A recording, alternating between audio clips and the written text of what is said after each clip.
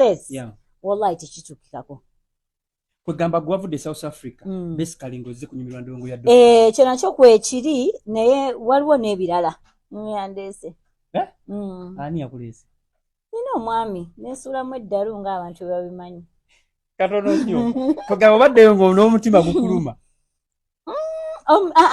nga binadamu otuuka n'otengerera I'm not Muganda ndi Uganda naye siri Muganda nengezaako so ebintu bibeerawo Allah yatonda nga tulina okusobya tekituukiridde tusobya ne tukola ebintu ne wesanga nga waliwo ekituuseewo n'osobya naye bw'omala n'odda emabega n'ogamba okay kale wano nayitawo okutwaliza ewamu ogonze si kugonda as such nze ndi mukazi mulalu ndi mukazi eyemaliridde ndi mukazi Zari the boss lady naye nga mu butuufu nasobya wasobya yes nasobya kale nalina frustrations zange okutandikira ddala okuba nti nakera ku makya ne-inventinga ku social media sikiwa nti nakera bukezi ne-inventinga ndoza waliwo ebingi ebizze bibuilding emabega kati bwe nakera ku makya ne-inventinga well na ventinga on the wrong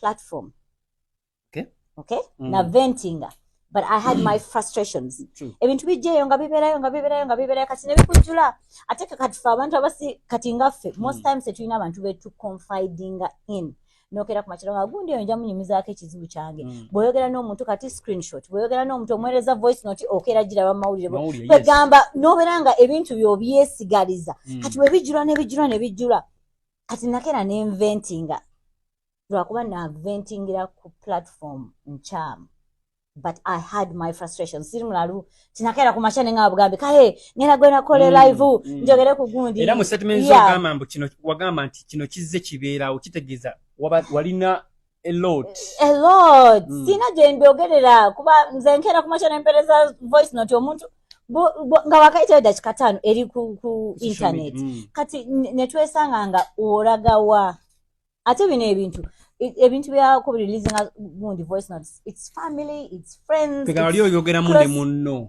kati ebintu bintukako nange nga sina jenzirukira Ibra ndi muntu Allah yankolanga nina omusaba tayinza okuloza oyo mukazi she's strong women independent women wallahi we break down wallahi billahi we break down so I broke down on the wrong platforms yes I had my frustrations but I used the wrong platform to address the issue but maybe it was therapy for me omanyi buli omu ala inengeri jamu wa therapy osanga eyo nze yali therapy yange nembyogerera nembifulumya so no healing maybe kati bw'obadde n'owulira ng'omutima guluma omukwano gukuluma n'ogamba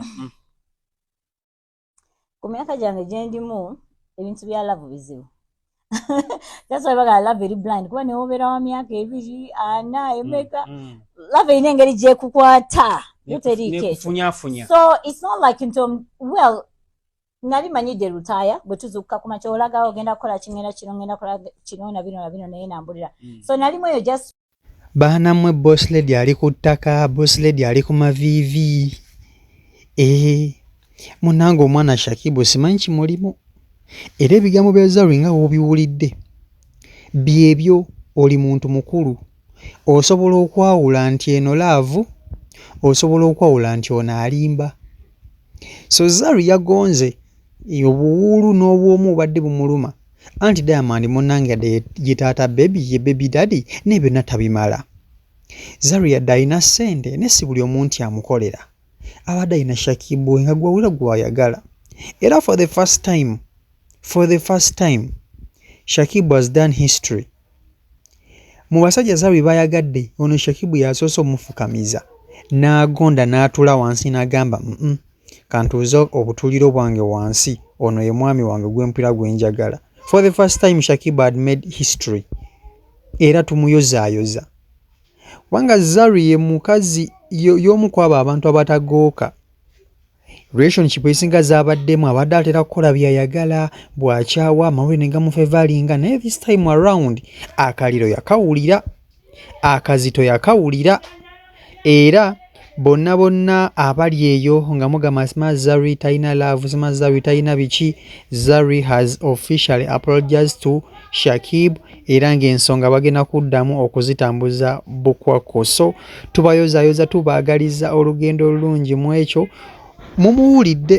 Mumuwulidde ng'ayogera buli kimu, yasobya, gwali mwenge, biki byonna abyogedde. Tewali kintu kye tugenda kukola ki? Tewali kintu kye tugenda kuddamu ku ludda lwa Zari, the boss lady. Oba okitegeera ekintu ekyo. So Zari this time around bw'oliba ozzeemu okukwatagana ne Shakibu, munnange tetwagala oddemu olumye mwana waffe. Era Zari twakulaga nti ati Shakibu tumwagala nnyo. Ne bw'oba ovuddewo Shakibu ate asobola okubeerawo. Abakazi abaagala Shakibu bangi. Abakazi abalumya Zari omutwe ate bangi nnyo. Oba okitegeera. So sikiwa nti Zari ayinza okuddamu ne yeesirwaza this time around. Oba okitegeera ekintu ekyo. So byebyo biri ewa boss lady munnange. Yavuddeyo ne yeetonda. Yavuddeyo n'akkiriza nti kanaakaana kalalamu. Yavuddeyo n'akkiriza nti Shakibu munnange waakaayina. Shakibu waakaayina. Naye olaba ofukamiza Zari Shakibu. Kituufu abakazi batuufu bakulwanire. Abakazi batuufu bakulwanire, batuufu bakulwanire. Olaba ofukamiza Zari. Abakazi batuufu bakulwanire. Oba okitegeera. So embeera ye eri ewa Zari. Essaawa yonna badingana ne Shakibu.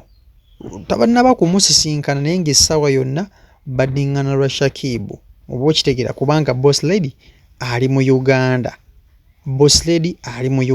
So essaawa yonna ye ne Shakibu ensonga ziggwa. Baddamu kukwatagana nga kapo. Jjukira bafumbo. Ebyaddala bafumbo. Era baba akwawukana baba beetaaga divorce. So embeera bwetyo bweri ewa Zari. Yes, tubaagaliza birungi byokka.